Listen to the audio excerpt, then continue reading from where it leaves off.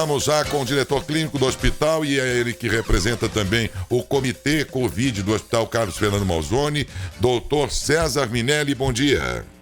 Bom dia, Daércio. Bom dia a todos os ouvintes e telespectadores. Bem, nós temos números de hoje, mas também dos dias passados, reduziu mais um pouco para 17, o que me parece ainda um número bastante alto, mas chegamos a 19 anteontem, doutor. Do ponto de vista dos médicos, de vocês todos aí, estes números são a representação, vamos dizer assim, da ocupação total de leitos? Como nós havíamos conversado anteriormente, a gente estava na expectativa que, na última conversa que nós tivemos, nós estávamos com um número reduzido, estava 5 pacientes internados ao todo, né? Sim. Agora nós estamos com 12 na enfermaria, e contando o SUS e contando os convênios, e 5 pacientes na UTI. A UTI dá uma ocupação em torno mais ou menos de 60%, e a enfermaria está entre 80% a 90%, os casos reservados, os leitos reservados para Covid. Então, assim, a nossa expectativa é que nós temos, como a região está muito cheia e nós estamos recebendo pacientes da cidade, de Itápolis, de Ibitinga, de Araraquara também, a situação é que nós estamos na expectativa que esse número tende a aumentar. Com tendência de aumentar, na opinião de vocês? Se isso acontecer, onde é que vocês vão acomodar esses pacientes, doutor, daqui para frente? Uma vez atingido o nosso limite, como nós já informamos, o SUS trabalha em rede, né? Então, se houver uma lotação total, não tiver aonde mais colocar os pacientes de Matão serão transferidos para outros hospitais da região. Que é o que a região tem feito em relação ao Carlos Fernando Malzone. Isso, como no momento hoje eles estão mais sobrecarregados, já estão mais lotados em relação a nós aqui, a Matão, um hospital acaba ajudando ao outro, né? Então existe uma central de regulação denominada CROSS, e o CROSS ele sabe a taxa de ocupação e os leitos disponíveis de cada hospital. Então, quando eles já fazem o contato, ele já tem uma ideia do que está disponível no hospital para os leitos serem ocupados. Se houver uma situação oposta, né, na qual nós estivemos sem vagas, o paciente precisa internar e não tem aonde leito disponível no nosso hospital, nós vamos transferir, entrar em contato com o CROSS, e o CROSS vai ver para onde será encaminhado esses pacientes. O que preocupa mais entre os dois ambientes de atendimento, ou seja, de enfermaria e UTI, na ocupação atual, qual deles preocupa mais ao senhor? No momento, a UTI, a enfermaria está variando entre 80% a 90%. A gente está mais preocupado com a enfermaria. Né? Só para o ouvinte entender, doutor, a enfermaria mantém que situação de paciente? Que tipo de diagnóstico tem esse paciente de enfermaria? São aqueles pacientes que não estão necessitando de cuidados intensivos, ou seja, o paciente tem uma falta de ar, que é o motivo que mais leva à internação, né? Ele precisa do uso do oxigênio, né?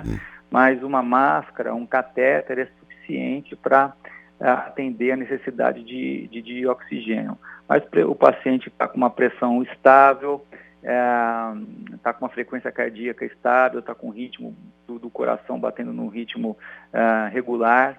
Quando começa a haver uma instabilidade, né, uma instabilidade clínica, né, o paciente precisa de mais necessidade de oxigênio, a pressão dele começa a oscilar, começa a fazer uma arritmia cardíaca, o nível de consciência começa a ficar prejudicado. Então, quando ele fica muito cansado, né, aquela quantidade de oxigênio que ele está recebendo não é suficiente, aí ele precisa ir para um cuidado de terapia intensiva, onde vai ser considerada a possibilidade de uma uma ventilação mecânica, que nós chamamos, né? Que é a intubação com acoplado com um ventilador mecânico, o respirador. É só isso que diferencia o equipamento da enfermaria da UTI, ou a UTI ainda tem outros equipamentos suplementares, doutor? O que diferencia é a estabilidade clínica, né? Então, é muito mais a UTI, além de ter mais pessoas envolvidas, você precisa de ter um suporte, além do suporte ventilatório, né, do respirador, você também precisa ter um suporte de drogas para elevar a pressão arterial, então abaixar a pressão arterial.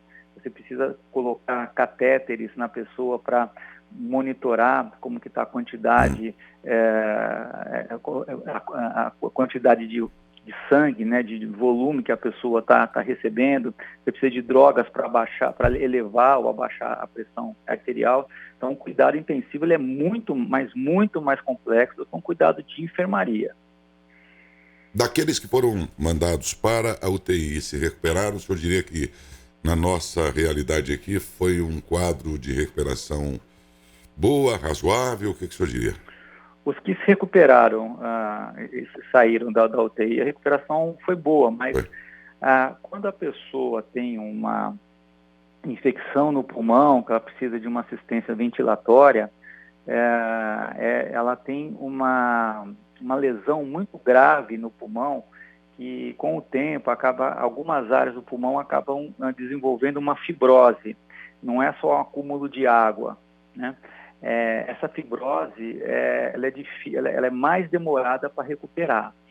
Os pacientes também, quando eles ficam algum tempo entubado, com drogas, sedativos, coisa e tal, existe também uma lesão global na musculatura deles, né? Eles têm uma sensação de fraqueza importante, mas com o tempo, uma fadiga importante, com o tempo isso daí a tendência é ir voltando ao normal, né?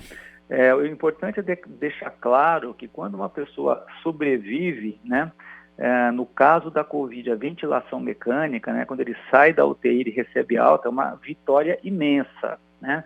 É muito grande a satisfação que nós temos quando um paciente grave vai para a ventilação mecânica, vai para o respirador, é entubado, e depois ele consegue sair desse processo e voltar para a enfermaria e depois para casa. Entre aqueles que de Matão vieram a óbito, todos eles passaram pelo ambiente de UTI ou houve caso em que da enfermaria mesmo a pessoa teve Não, a maioria não foi para UTI. A maioria não foi? A maioria não faleceu foi no ambiente de enfermaria? Não, peraí. Você está falando os que faleceram? Sim, os que faleceram, todos necessariamente foram para a UTI antes? Vamos deixar, todos que faleceram no hospital passaram pela UTI. Sinal que estavam no estado bem grave. Mas tiveram muitos que foram para a UTI e não faleceram. Também, não, quanto a isso todos haviam entendido da sua fala anterior. Que aí eu tive a curiosidade de saber se houve alguém nos óbitos, nos casos de óbitos, em que falecimento se deu no ambiente de enfermaria. Nenhum. Mas, por exemplo, todos chegaram a esse estado mais grave ao ponto de precisar de uma UTI mesmo, né? Isso, efetivamente. E todos receberam essa assistência. Uhum. Bem, a menos que alguém tenha alguma pergunta, eu tenho aqui hoje, só para confirmar os ouvintes, o número de 17 mantidos sob os cuidados do hospital. São 12, né, doutor César, locais? Isso, 12 na enfermaria e 5 na UTI. Entre eles dá o universo aqui de doentes que são de Matão e também alguns casos aí da região que estão aqui mantidos no hospital, conforme dito aí pelo doutor César. Doutor, a gente sempre vai estar incomodando o senhor mesmo, porque não há... O senhor é o representante do próprio comitê, que pode falar pelo hospital, e é no hospital que a gente tem sentido essas alternâncias que ora tranquilizam, né, pelos números que já tivemos, e ora nos preocupam muito esses números, que são esses momentos aqui de ocupação quase que total e plena aí da disponibilidade do hospital. Então, em qualquer ocasião, assim, vamos precisar sempre da paciência do senhor para falar com a população, para que ela entenda o que na prática isso significa, no âmbito aqui mais próximo, que é o que mais nos interessa, que é exatamente a nossa comunidade. Se o senhor tiver mais alguma informação a completar, eu deixo o senhor à vontade, doutor César.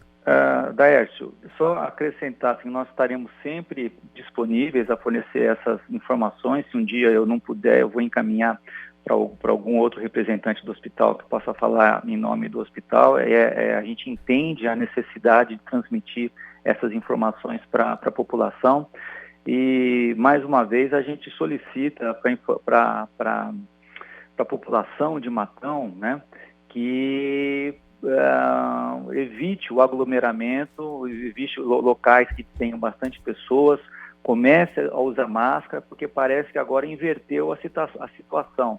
Agora, uma minoria das pessoas estão usando máscara e o pessoal está usando tudo, ficando tudo sem máscara, como se estivesse tudo normal. É importante entender que, apesar de nós estarmos na fase amarela, né, no nível 3 de restrição, isso não significa um relaxamento e uma volta ao normal. A restrição ainda existe para evitar aglomerações, usar máscara, e eu gostaria de solicitar aos responsáveis que fiscalizassem na cidade o uso da máscara e fiscalizar o uso os locais onde tendo aglomerações, né? No fim de semana aí nas avenidas, muita gente. Estava um negócio, né? Então, assustador, doutor César. Parece que o pessoal está fazendo de propósito. Assustador, é como se fosse um desafio, né? Uma mistura de desafio com indiferença, né? Indiferença ao sofrimento alheio. É um pouco de tudo, né? Um pouco de tudo, arrogância, indiferença, inconsequência, porque esses jovens sabem que o vírus não se encerra neles. Sabem disso, quer dizer, na verdade é arrogância, é prepotência em relação ao vírus, como quer dizer, eu sou garotão, então comigo não vem não, que não tem para você, tal. É como se ele desafiasse, né? E na verdade, ainda que com essa pessoa não vai acontecer nada, o risco está em que ele leve para casa dele esse problema para pessoas que poderão sentir o impacto, né? E parece que isso eles não percebem. Eu também notei, mas é muito grande, viu? Eu acho que a fiscalização vai ter que ser intensificada esse fim de semana, dado o alto. É muitas, centenas e ninguém, absolutamente ninguém, usando máscaras. Exato. É absurdo. Exato. É absurdo isso. Agora, doutor César, esses aumentos, de certa forma, vêm quase que periodicamente a esses relaxamentos, né? Exatamente. Quando a gente observa, não só em Matão, mas em outras regiões do Brasil e no mundo também, né? Logo depois, quando são abertos, né, os locais onde o público frequenta, em seguida você vê uma ondinha subindo do número de mortes, né? Que é o indicador mais fidedigno que nós temos. Quando a gente vê em vários estados brasileiros no mundo também, né, você vê que tem, dentro de uma onda grande, tem várias ondas menores, né, que quando você vai ver está relacionada com o período anterior de diminuição da restrição de circulação. Assim foi com o feriado da Páscoa, por exemplo, para a capital paulista. Todo mundo foi, né, viajando. Exato. E tal. Vocês lembram disso? 15 dias depois a coisa explodiu também. E isso é muito facilmente perceptível nos Estados Unidos, também tem acontecendo esse tipo de coisa, à medida em que acontecem feriados e o próprio relaxamento de lá, por isso que o presidente Trump foi aconselhado a usar máscaras, todas coisas que ele não fazia e tudo, porque a cada aparição dele ele movia as pessoas e depois percebeu-se isso e a própria equipe do presidente americano falou, vamos mudar porque isso aí não vai dar certo. Ele passou a fazer algumas práticas também, e mudou o seu discurso e percebeu-se lá que com isso as pessoas passaram a se cuidar mais e foi o momento que conseguiram segurar um pouco.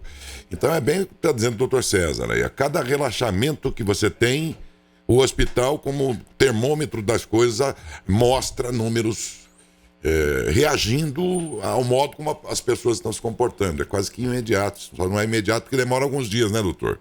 Exatamente, leva aí de 7 a 14 dias o aumento do número de casos.